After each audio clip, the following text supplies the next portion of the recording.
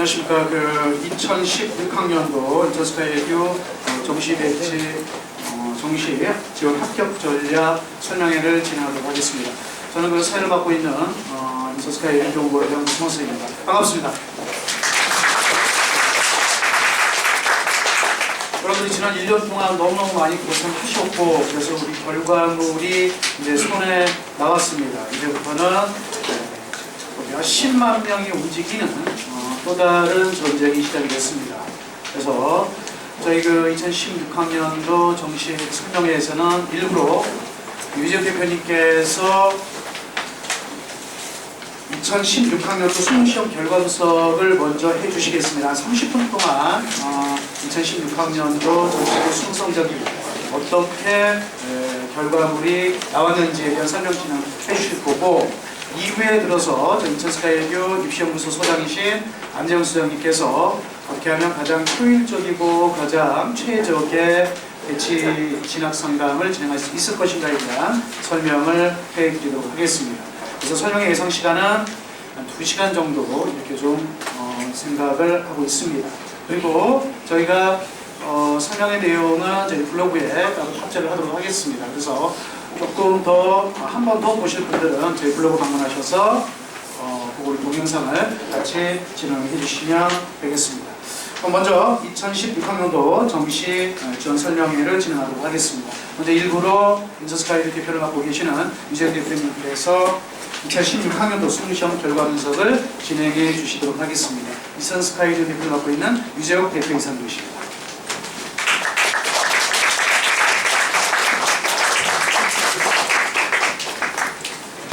안녕하십니까. 볼륨 조금만 더 보일까요?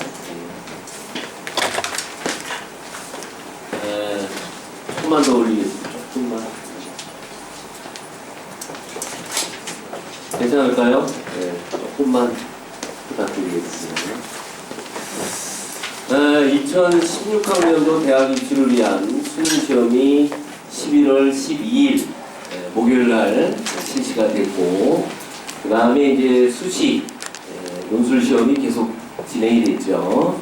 그리고 이제 우리 학생들의 소중한 성적표가 12월 2일 수요일날 이제 발표가 됐습니다. 그래서 이제 어쨌든 이제 소중한 우리 학생들의 성적을 갖고 우리가 항상 와시라이드 앞으로 뭘 어떻게 해야 될 거냐, 이 부분에 대한 설명을 좀 드리도록 하겠습니다. 수시의 최종 합격 발표일은 언제입니까? 12월 9일입니다. 12월 9일 되면 수시 최초 합격의 마지막 날이에요. 그래서 수시에 이제 지원한 친구들은 이때 좋은 결과가 있기를 진심으로 소망을 하고, 이제 예비 번호를 받을 겁니다. 올해는 수시 추가 합격의 기간이 좀 길어요. 그래서 수시 추가 합격 번호를 받으신 분들은 저희가 예측 번호를 어느 정도 확보를 하고 있습니다. 그래서 자기가 이제 수시에서 예비 번호를 받았어. 9일 이후에. 그렇게 되면 어느 정도 가능성이 있다라고 하는 것들을 저희 학원 선생님들하고 이렇게 상의를 좀 해 주셔야 될 겁니다. 뭐 언제까지냐 하면 좀 잔인하죠. 추가 합격이 좀 길어지면 12월 21일 월요일 밤 9시까지입니다. 밤 9시까지. 요때까지는, 마지막에는 수시는 통상적으로 홈페이지 발표가 3차에 걸쳐서 공식 발표를 하고요. 이게 대학마다 좀 다릅니다. 보통 서울대 같은 경우는 2번 하고 끝내버려요. 보통 홈페이지 공식 발표는 한 3차에 걸쳐서 통상적으로 하고, 그 다음부터는 전화 연락해요. 전화 연락. 그래서 그때부터는 놀러 다니시고 그러시면 안 돼. 놀러 다니면 안 되고 전화 잘 확인하고 12월 21일 월요일 밤 9시까지 연락을 하고 22일까지 도내야 됩니다. 물론 전액 내는 건 아니에요. 요즘은 내가 예치금만 내면 그렇게 해서 이제 마지막 22일이 되면 수시의 모든 업무는 종료가 되는 거예요. 이때까지 수시에서 이제 아무 결과가 없었어. 그러면 12월 24일부터 그러니까 크리스마스 이브, 성탄절이죠. 즐거운 마음으로 정시 원서가 시작이 되는 거예요. 정시 원서가. 그런데 지금부터 그래서 이제 서서히 이제 우리가 뭘 해야 될 거냐. 일단 수시에서 최초 합격. 이걸 우리가 좀 기도를 해야겠죠. 그죠? 그래서 좀 종교도 이럴 때는 종교도 좀 많이 이렇게 좀 찾아다니시고 기도를 하세요. 기도. 왜냐면 수시가 사실은 예측 가능성이 조금 어렵단 말이죠. 기도하시고 12월 9일까지 진심으로 최초 합격 요거를 이제 우리가 기대를 하고 근데 이런 경우도 있을 수 있죠. 요번에도 그런 경우가 있는데 수능 성적이 너무 잘 나왔어. 반대의 경우는 이제 행복한 경우가 될 수가 있는데 수능 성적이 너무 잘 나왔는데 자기가 이렇게 성적이 잘 나올 줄 모르고 수시를 어떻게 한 거예요? 낮게 지우는 거야. 이런 학생은 지금 뭘 바라야 되겠어? 불합격되기를 바라야지. 우리 학원에도 그런 친구 있어요. 그런 친구도 있습니다. 성적이 잘 나왔는데 겁먹고 수시를 하향 지원해놨어. 진심으로 막 기도해야 되겠죠. 불합격되기를. 그런 경우도 있을 수 있지만 대체적으로는 그런 것이 아니고 대부분 12월 9일까지 최초 합격을 기다리고 그런 상태에서 이제 예비 번호를 받으면 수시의 가능성이 있다 없다 이런 걸 판단한 상태에서 정시를 이제 공부를 좀 해야 된다 이거예요. 이 정시가 우리가 이제 결론을 좀 말씀드리면 이렇습니다. 정시는 심플해요. 단순합니다. 그냥 정시는 웬만한 대학 빼고는 그냥 수능이에요. 수능입니다. 그러니까 굉장히 수시에 비해서는 심플한 거죠. 그런데 무지하게 디테일합니다. 무지하게 디테일해요. 그래서 우리 학생들이 수시 최초 합격이 되면 이제 뭐 정시가 공부할 필요가 없겠지만 또 수시에 예비 번호를 받았는데 좋은 번호를 받았어. 그러면 뭐 정시에 조금 덜 신경을 써야 되겠지만 만약에 수시 최초 합격도 안 나왔고 예비 번호는 아예 못 받았고 예비 번호를 받았는데 합격의 가능성이 없다라고 한다면 정시 공부를 좀 해야 된다는 거예요. 이건 매년 보면 정시는 단순한 것 같지만 굉장히 디테일하기 때문에 넉넉고 있으면 항상 보면 우리가 아무리 배치 상담을 하고 컨설팅을 많이 한다고 하더라도 정시는 단순하지만 굉장히 디테일하기 때문에 이율배반적이죠. 그렇기 때문에 가장 많은 공부를 한 친구가 가장 좋은 대학 진학을 이룰 수가 있습니다. 그래서 지금부터는 그런 공부를 우리가 해야 됩니다. 굉장히 많은 변수들이 있어요. 그래서 그런 변수들을 어떤 식으로 고려를 해서 우리 학생들이 최적의 나온 성적은 이제 어쩔 수 없죠. 그건 고칠 수는 없잖아요. 그런데 나온 성적을 갖고 가장 최상의 대학 진학을 이루기 위해서는 좀 공부를 해야 된다. 이거는 부모님도 좀 하기가 힘드세요. 하기가 힘들고 우리 학생들이 본인이 갈 대학이니까 어느 정도 준비 작업을 해야 될 것이다 라고 하는 점들을 준비를 좀 해주셔야 됩니다. 그래서 먼저 한 장으로 나눠드린 요거부터 좀 설명을 간단히 좀 드리도록 하겠습니다. 뭘 어떻게 해야 될 거냐 정시 준비를 위해서는 이 부분에 대한 설명을 다시 한번 드려보도록 하겠습니다. 우리 학생들이 받은 수능 성적표에는 아시겠지만 자 국어, 수학, 영어, 탐구의 표준 점수라는 게 있죠. 그죠? 그리고 백분위가 있고 등급이 있고 이렇게 나와 있습니다. 그러면 이제 이걸 가지고 이제 우리가 어떻게 지원을 할 거냐라고 하는 거죠. 이게 성적은 아시겠지만 주로 대학마다 다르지만 상위권 대학은 대부분 뭘 반영합니까? 표준 점수를 반영하죠. 그죠? 그리고 이제 중위권 대학은 백분위를 반영을 한다는 말이에요. 물론 이제 상위권 대학 같은 경우 표준 점수를 반영하지만 탐구 같은 경우는 어떻게 합니까? 보정하죠. 백분위 가지고 보정한단 말이에요. 그래서 그런 여러 가지 것들이 있는데 사실은 이제 여러분들은 좀 잘 모르시겠습니다만은 교육과정평가원에서 성적을 발표할 때 뭘 발표하냐면 이따도 설명을 드리겠지만 이런 걸 발표를 해요. 뭐냐면 국어 A형의 만점자는 몇 명이고 그 다음에 소위 말하면 98점짜리는 99점은 없잖아요. 98점짜리는 몇 명이고 영역별 누적은 다 발표를 해요. 다 발표합니다. 근데 그렇게 대학을 가는 게 아니잖아요.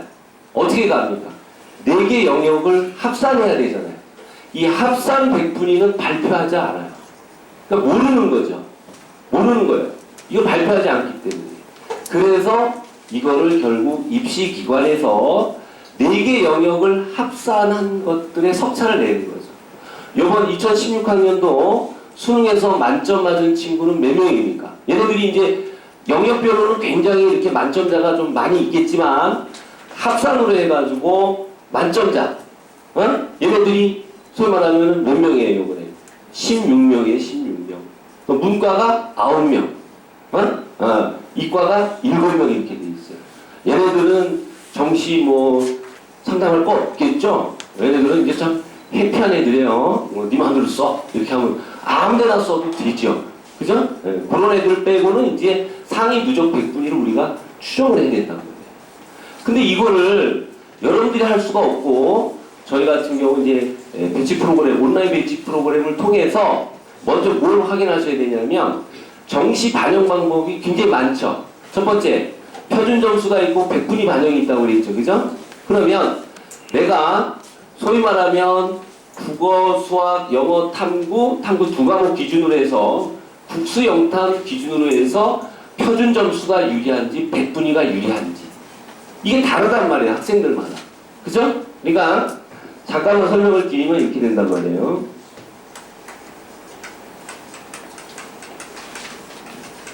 표준 점수 국수 영탐 기준으로 두 과목 기준으로 누적을 시켜봤어요. 어차피 대학은 위에서부터 가잖아요. 그죠? 우리 쉽게 말하면 서울대가 이제 3,300, 연대가 3,900, 고려대 4,200 이런 식으로 쫙 내려오니까 상위 누적이 중요하단 말이에요.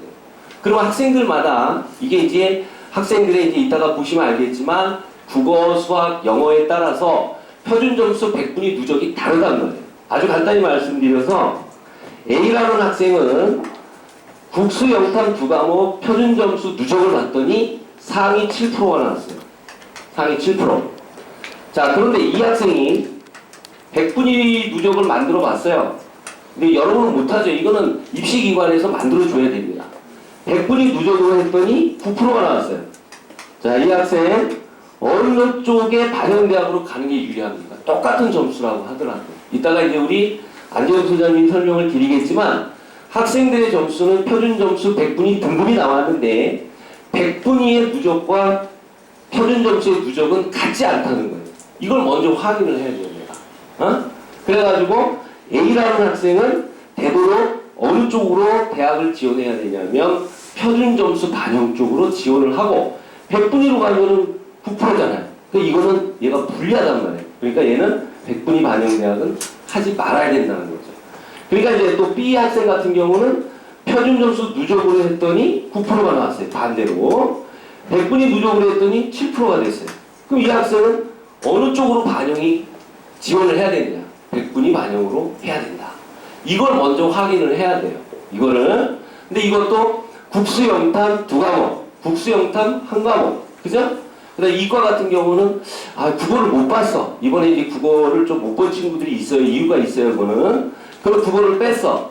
그러면 소위 말하면 수영탐 두 과목 기준으로 누적이 표준 점수가 유리한지 100분위가 유리한지 어렵죠. 그런 점들을 확인 작업을 하셔야 돼요. 근데 이건 여러분이 할 수가 없고 배치 프로그램에서 나한테 유리한 게 뭐냐? 먼저 표준 점수가 유리하냐? 100분위가 유리하냐? 이걸 먼저 확인을 하셔야 지원 전략이 나올 수가 있다. 그렇게 얘기할 수가 있습니다. 그럼 이제 그걸 확인한 다음에는 온라인 배치표. 요즘은 이제 종이 배치표는 의미가 없어요. 그런 것들은 의미가 없기 때문에 온라인 배치표를 보시면 대략 내가 어느 정도 갈 수 있는가. 사실 이제 정시 지원의 첫 번째 고려사항은 이거거든요. 내가 받은 점수 가지고 도대체 어느 정도 갈 수 있느냐. 이런 거죠. 그러면 저희 입장에선 객관적으로 뭐라고 얘기하냐면 위로 한 2칸, 위로 2칸, 아래로 2칸. 이렇게 이제 얘기하라고 합니다. 그건 왜 그러냐면 온라인 배치 프로그램의 속성을 좀 이해하실 필요가 있어요. 온라인 배치 프로그램은 지원 가능 대학을 뽑아낼 때는 어떻게 하냐면 각 영역을 25, 25, 25, 25 이렇게 일단 계산한다는 말이에요. 25, 25, 25. 그러니까 국어도 25% 반영될 거라고 보고, 왜 그러냐면 어쨌든 지원 가능 대학을 표준화시키려고 하다 보니까 각 영역을 25, 25, 25, 25 이렇게 만들어 놓고 쭉 한단 말이에요. 그런데 실제로 대학이 그렇게 반영되는 대학이 교대라든가 홍익대 이런 데는 그렇게 하는데 나머지 대학은 그렇게 안 한다는 말이에요. 그러면 예를 들면 3-2-3-2 문과 같은 경우는 3-2-3-2 구조도 많아요. 그러면 국어가 30% 반영하고 수학이 20% 반영해.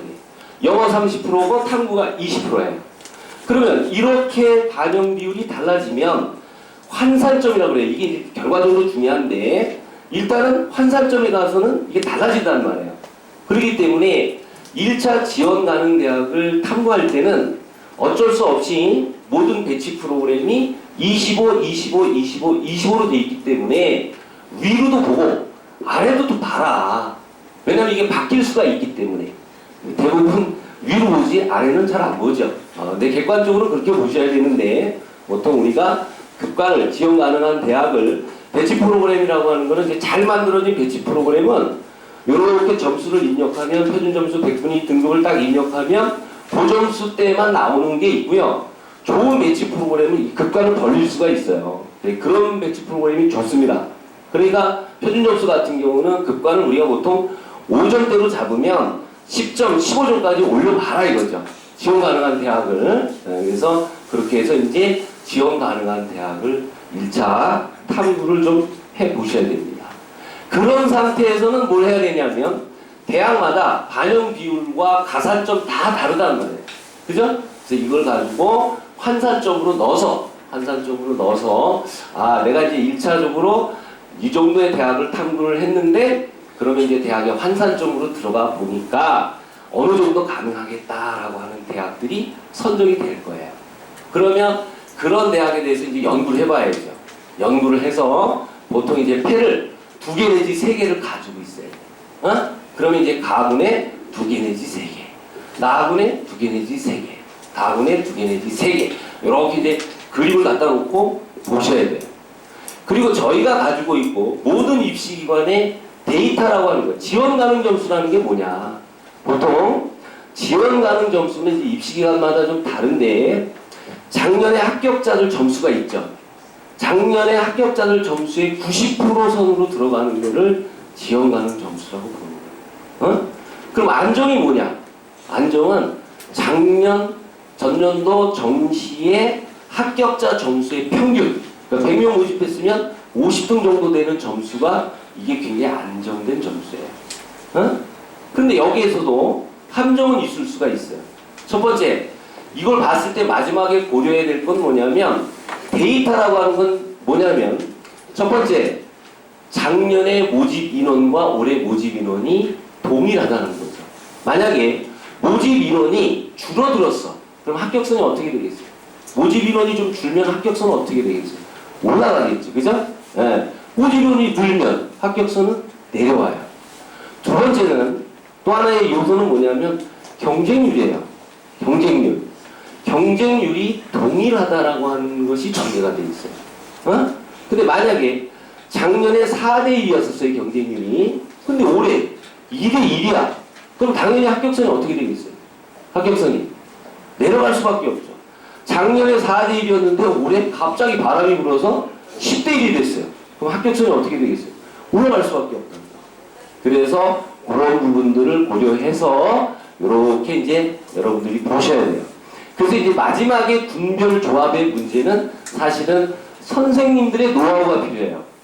그러니까 아까 말한 표준 점수 100분위가 유리하냐 이런 부분, 1차 지원 가능한 대학의 탐구 이런 부분의 기초조사는 전부 사실 여러분들이 하셔야 돼요.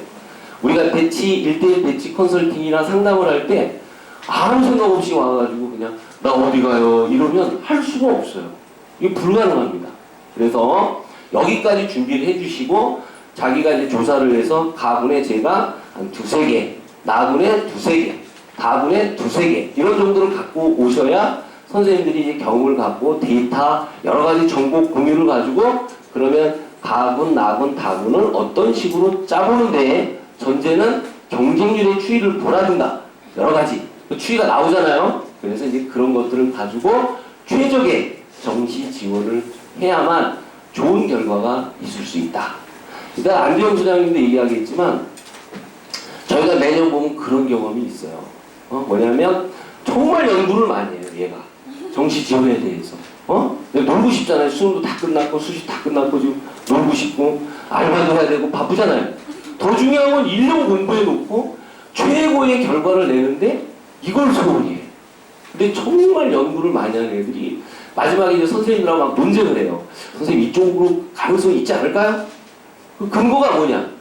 근거가 뭐냐 그러면 나름대로 데이터를 쫙 조사한 애들은 됩니다 그게.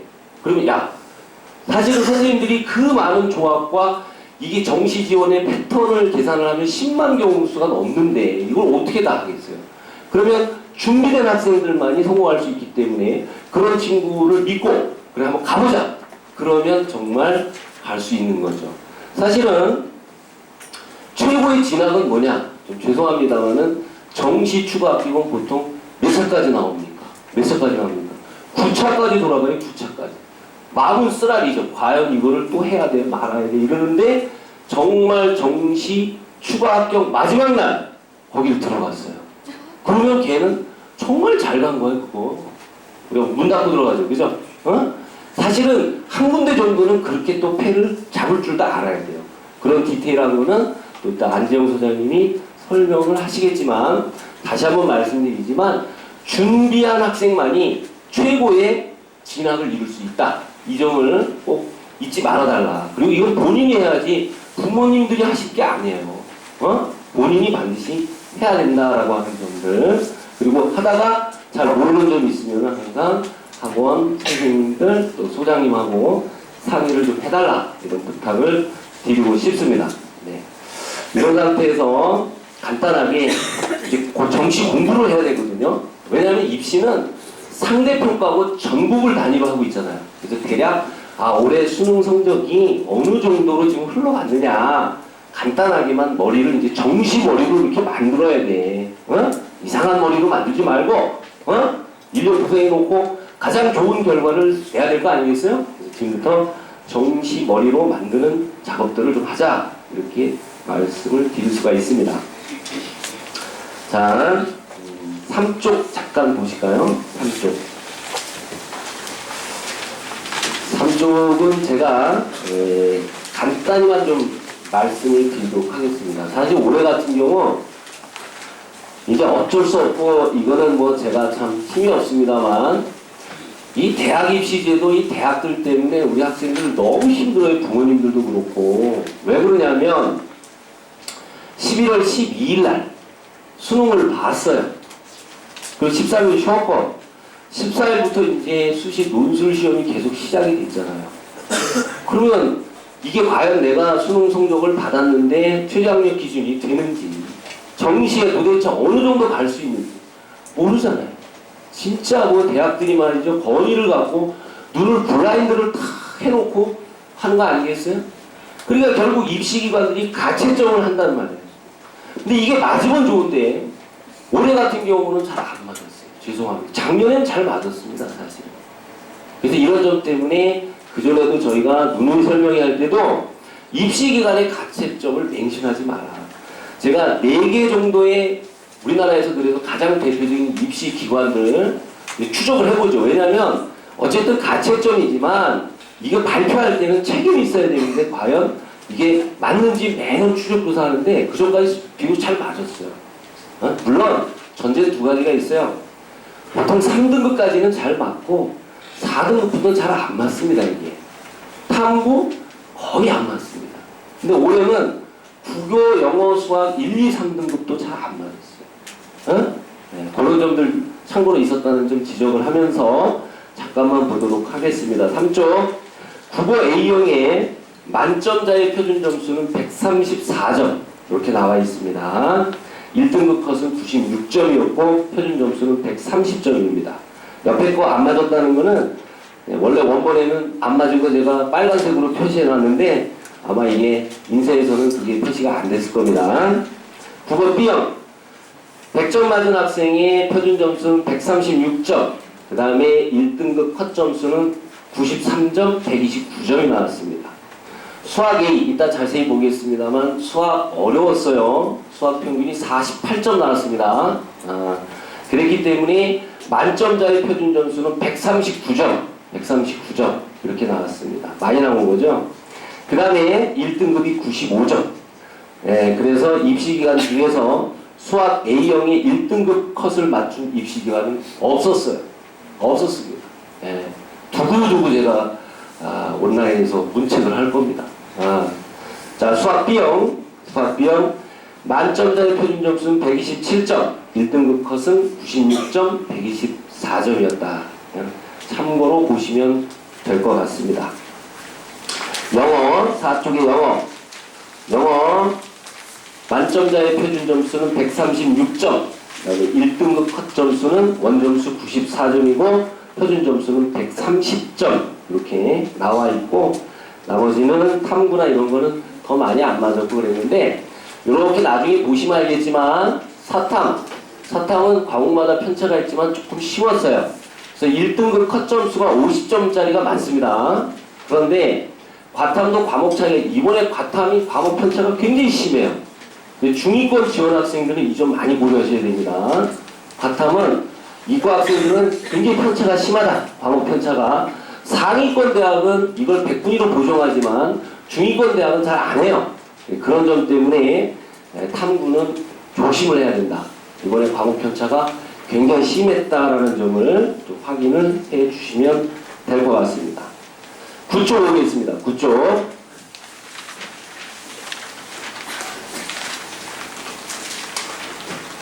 자, 9쪽에서는 이제 응시 인원 간단히 보도록 하겠습니다. 응시 인원. 이거 간단히만 보시면 돼요. 작년 수능에 실제 응시한 학생들은 594,835명입니다.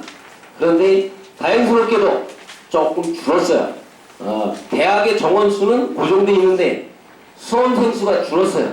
올해 수능시험에서 최종적으로 시험을 본 친구들은 585,332명. 그래서 전체적으로 9,503명이 줄었다. 그러니까 대학의 정원은 고정되어 있는데 한 9,500명이 줄었으니까 그런 점들도 약간씩 정시해서 가만히 될 것이다 라고 이해를 좀 해 주셔야 될 것 같습니다. 자, 그 다음에 좀 넘겨보시면 어디로 갈 거냐면 15쪽 이렇게 보도록 하겠습니다.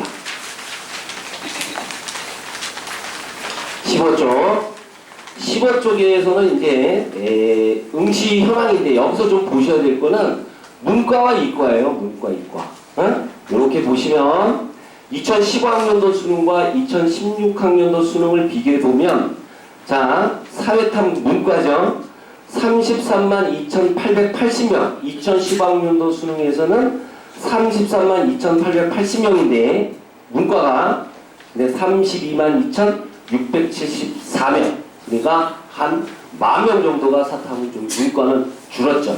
그런 점에서는 미세하게 합격선이 조금은 내려갈 수 있다라고 하는 것이고요. 근데 이제 죄송하지만 이과 같은 경우는 똑같아요.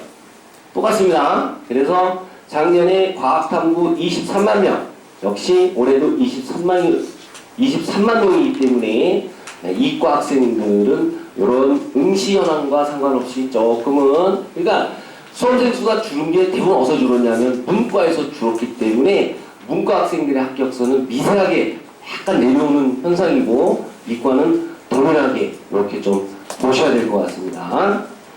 자, 그 다음에 이제 16쪽으로 오시면 뭘 이해하셔야 되냐면, 올해 제가 그런 얘기를 많이 들었어요. 그 뭐냐면 이상하게 이과 학생들 말이죠. 이과 학생들이 국어 A가 이상하다 이런 얘기를 많이 하는데, 그건 왜 그러냐면 응시 인원이 작년에 비해서 적었기 때문에 그래요. 미세하지만. 근데 응시 인원이 적으면 100분이나 등급은 어떻게 하게 돼 있어요? 내려오게 돼 있어요. 그런 점들을 좀 이해하면서 봐달라 이런 얘기입니다. 그러니까 16쪽에 보시면 국어 A형이 이렇게 작년에 28만 3천 명이 시험을 봤는데 요번에는 27만 4천 명이 시험을 봤어요. 그러니까 요 차이가 몇 명 차이가 납니까? 대략 4,500에 3,000명이니까 7,500명이 줄은 거야. 줄은 상태에서 등급과 백분위가 산출이 되니까 결과적으로 국어 A형 친구들의 백분위와 등급이 약간씩 하락하는 현상들이 나타난다. 이렇게 보시면 될 것 같아요. 그 다음에 이제 수학 B형 좀 참고를 해보십시오. 수학 B형